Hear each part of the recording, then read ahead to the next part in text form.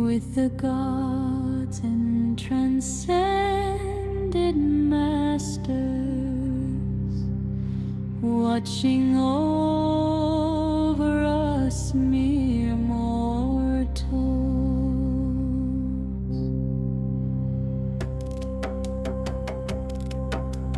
What will your path be? Redemption or damnation? Compassion or tyranny? Dedication to the gods above as we all get judged.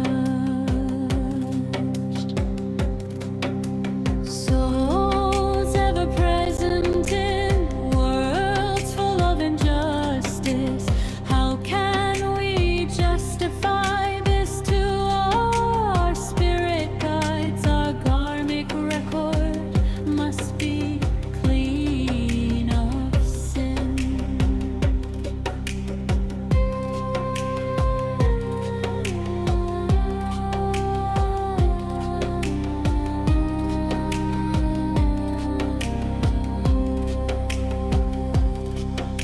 So must our governments as we vote for them. We cast the wish them and let justice prevail for our souls' sake. Then we can meet the gods with no conscience fail.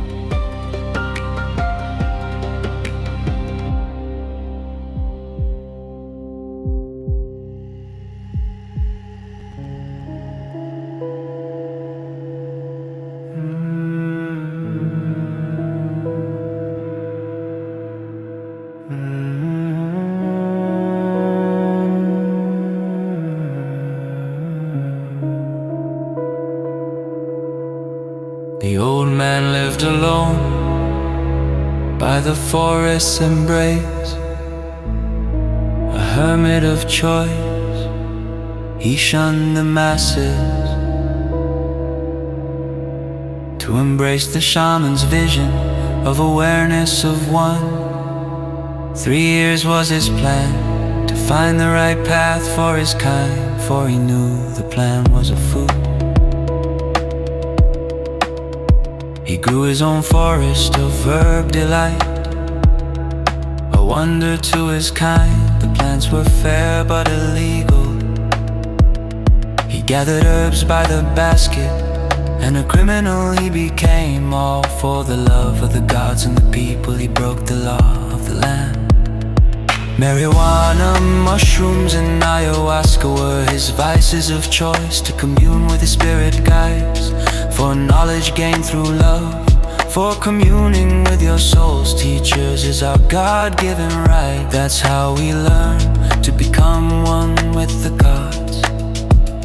Since the politicians have declared talking to the gods as illegal, they have shown their true political hand. They prefer we learn from them, the blind and the psychotic, but the seer knows their dark arts and only listens to his guides. For the seer is the foundation stone of the community. He has the people's needs dear to his heart. He teaches them all the love of the gods and the need for compassion of others, as we are all one human spirit bound by one overseer returns home after 3 years with a mission to unite all the people under one human banner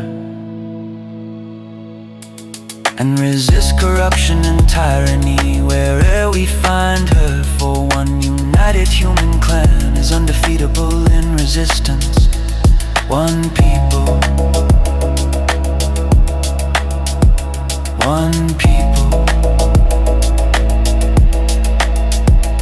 many races, one blood. That's the human way, the true compassionate ethos of Mother's people.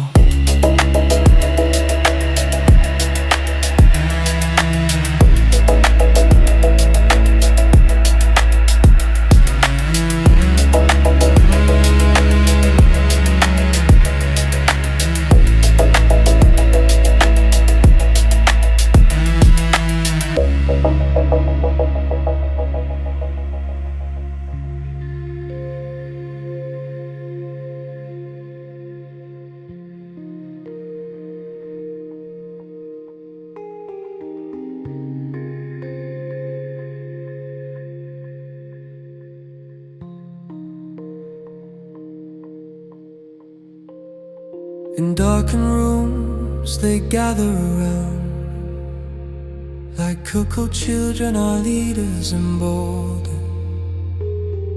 With every click on a random mobile, sheep asleep with every index finger extended to click the technological gods of wonder.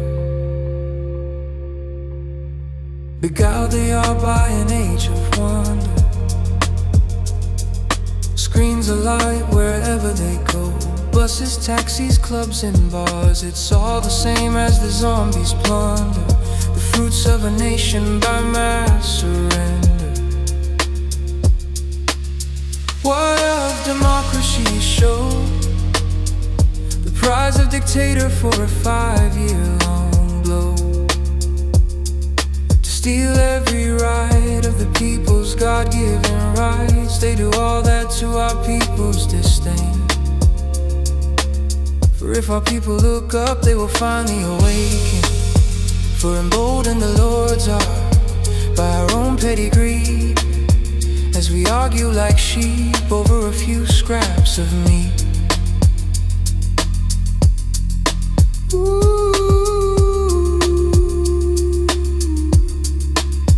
The true beguiled are the Lords themselves.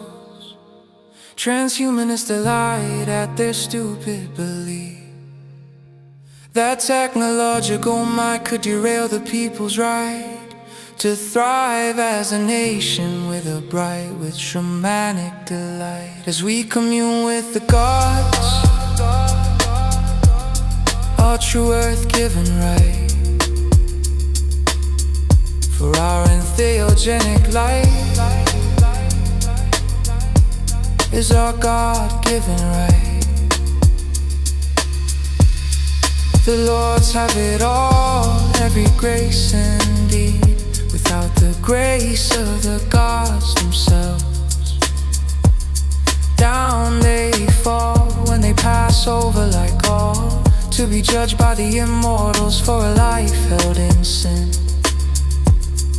For all must know of the dead man, show that he is judged by the gods for his earthen flow. Beguiled is a sin, as no man can ignore, but the world is in delight when communities enlighten.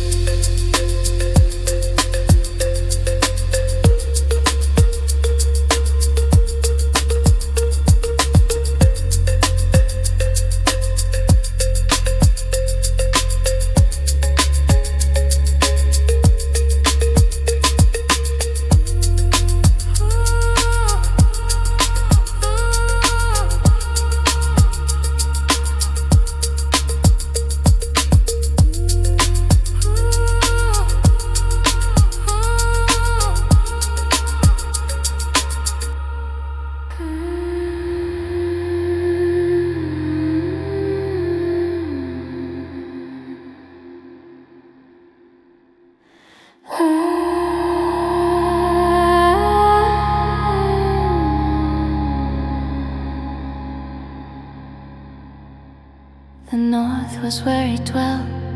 Druid, mystic, prophet, and seer. The legend of Merlin stretched far and wide. His advice was sought by kings and men alike. In Albion he was known as the chief druid of Avalon. But one king in particular sought his knowledge, Arthur, king of the Celts, resistor of barbarians. They came from the east in boats of war. They fought our armies, our kings united, but still they came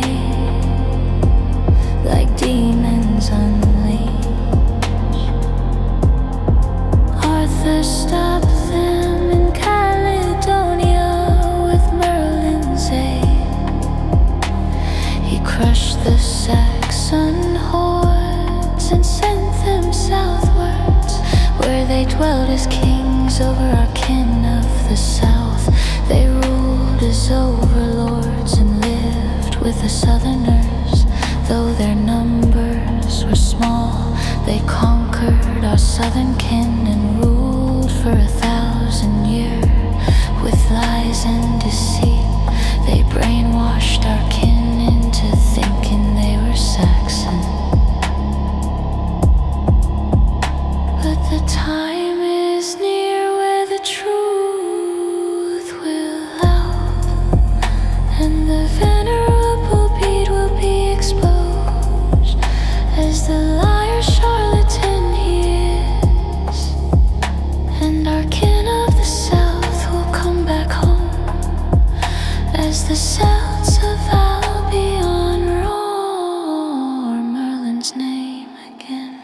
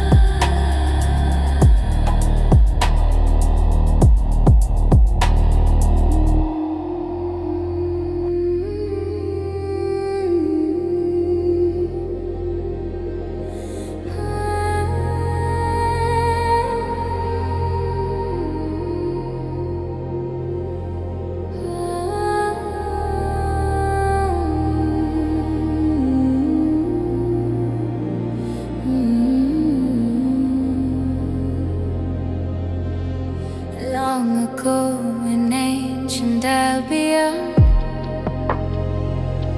the people knew who the gods were. They kept them in their hearts and minds. For the druids taught for the love of all and for the importance of the gods. For we all meet their judges at the night of our lives. Then came the age of the great forgetting, when the people of Albion forgot who they were and who the gods are. Instead they worshiped the prophet of the cross as a god. When no man can become a god, they perverted the sacred word of the prophet and tried to hide his message. But some were preserved by the great Gnostic light, knowledge buried quite deep for some 1,500 years, destined to return to the dark druid's disdain. Cernunnos and Mother, Bridget and Attain, not forgetting Belenus and Gaia's delight. For the old gods are the real gods, and their names are but mute. For all races know of them,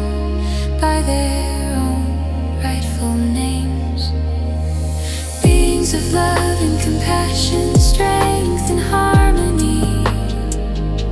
But justice is real if you wear on your sword. For the sins of the mind can darken your soul, and the sins of the state can send you back down. For sins are a crime punishable by pain.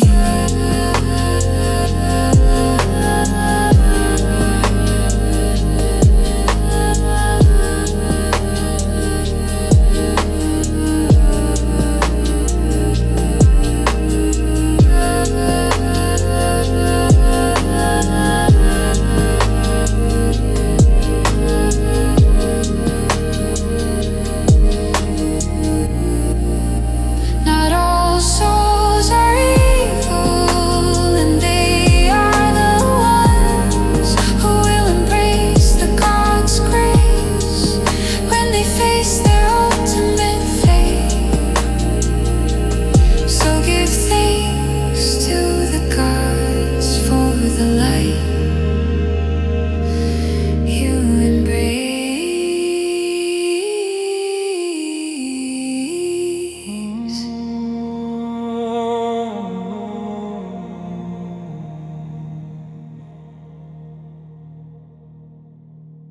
In the wilds of the north, where the missing heather roam,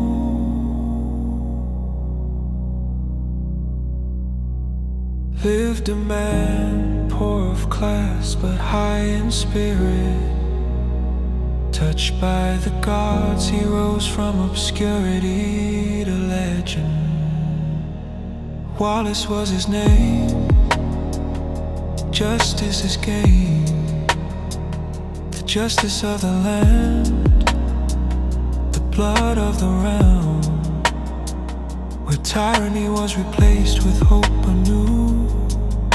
When Bruce took up Wallace's martyr legacy, they inspired the folk to be free. Like lions they rose from the glens and hills to claim their right, to claim their freedom. For the nation they set free from the shackles of tyranny. Yet years later our clans and heroes were betrayed by establishment might. Crooked lords, bankrupt by colonies, they sold their souls and betrayed the land to a foreign crown. For a sack full of gold and scraps of land, they betrayed the people they once protected and damned their souls to hell.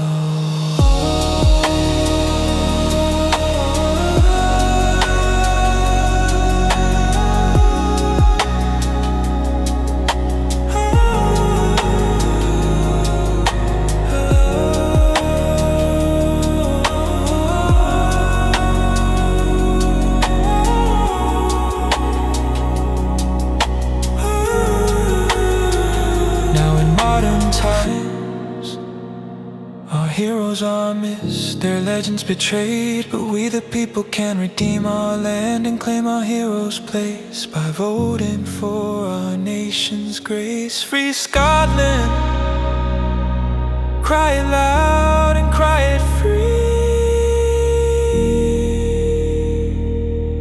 for our land will be a nation once again.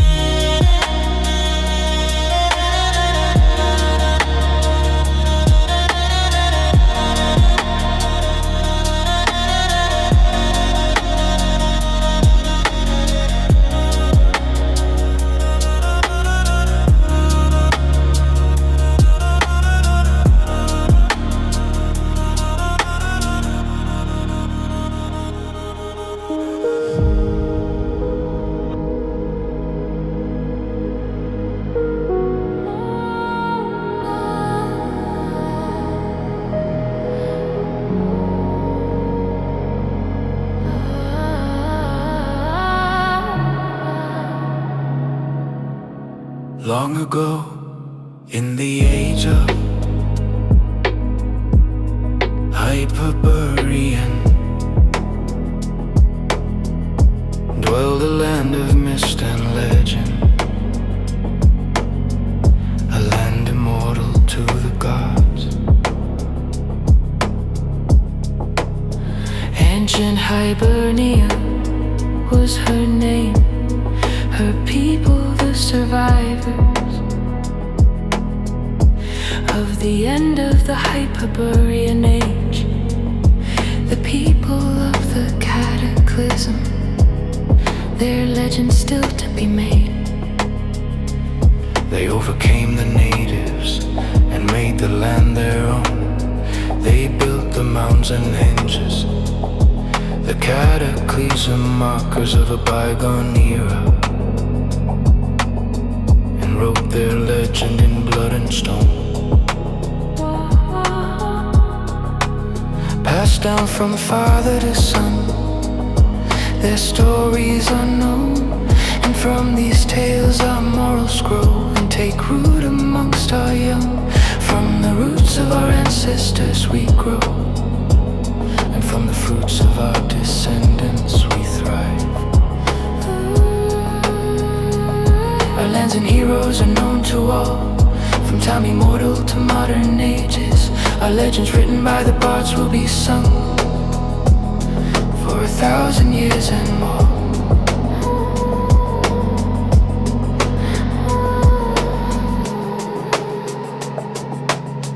Ancient Hibernia, your legend will never die. For as long as 1,000 of us live, we will sing your songs and tell your tales, and live for the love of the gods in our free and blissful land.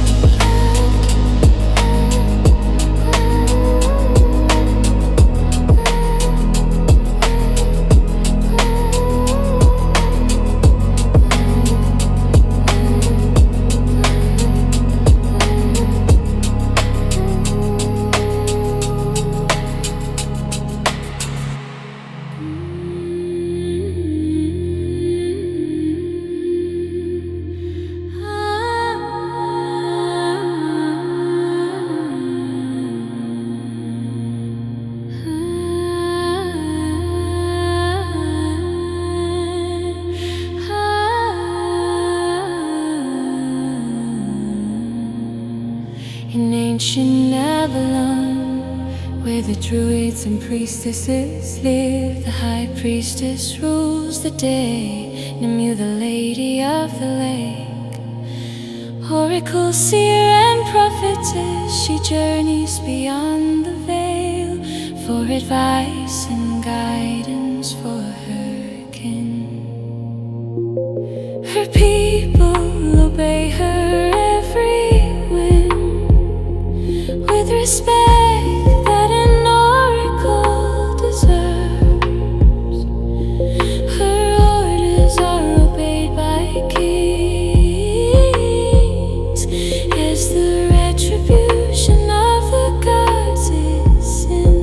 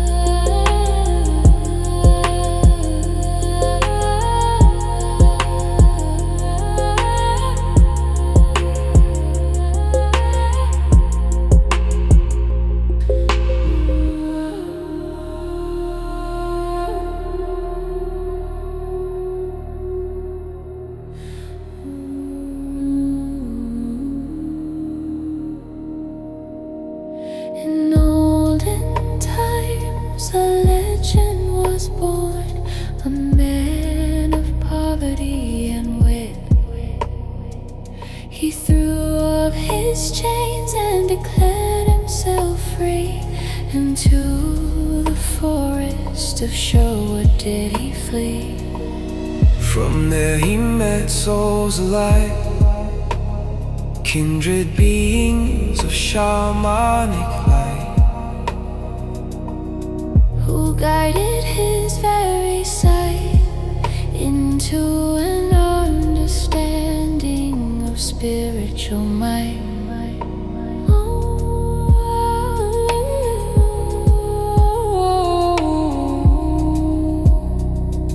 Spiritual might.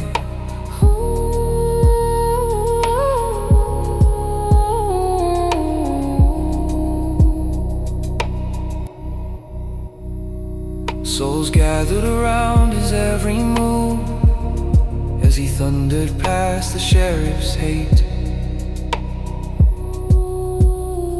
into legend by the people's right, robbing his name and Sherwood his fame. He stole from the rich and shared with the poor, for man's a man who remembers his kind, And feeds them love with sustenance right, so all can thrive in Sherwood's light. Years later the legend remains, a spirit of Albion we can all name. One for all and all for us, For Sherwood's light is Albion's right.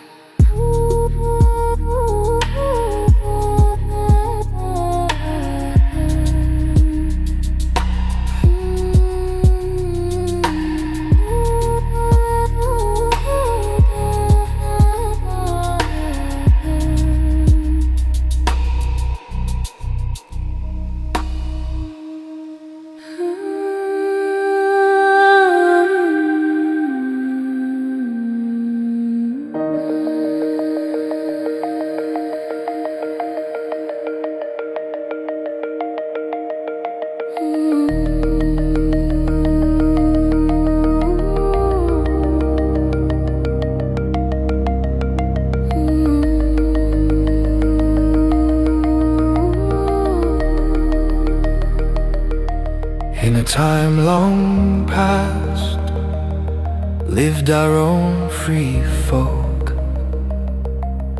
Celts of the north of Albion's night.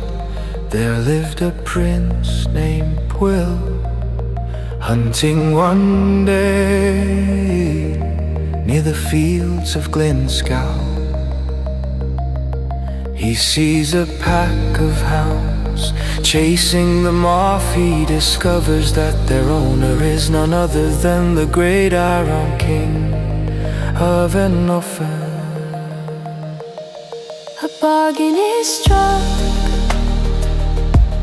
for Pwyll's transgression.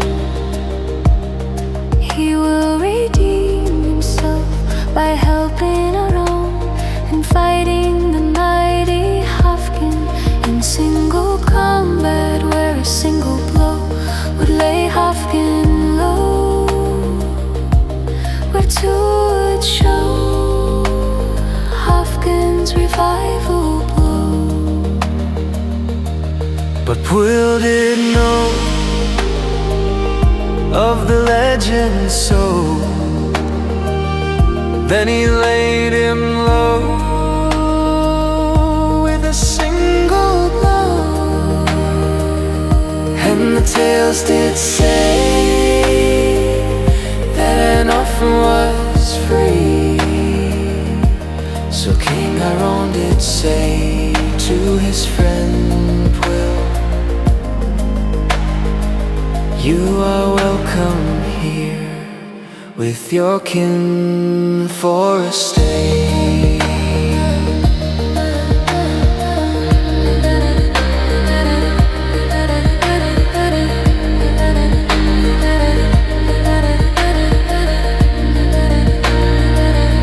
So the story ends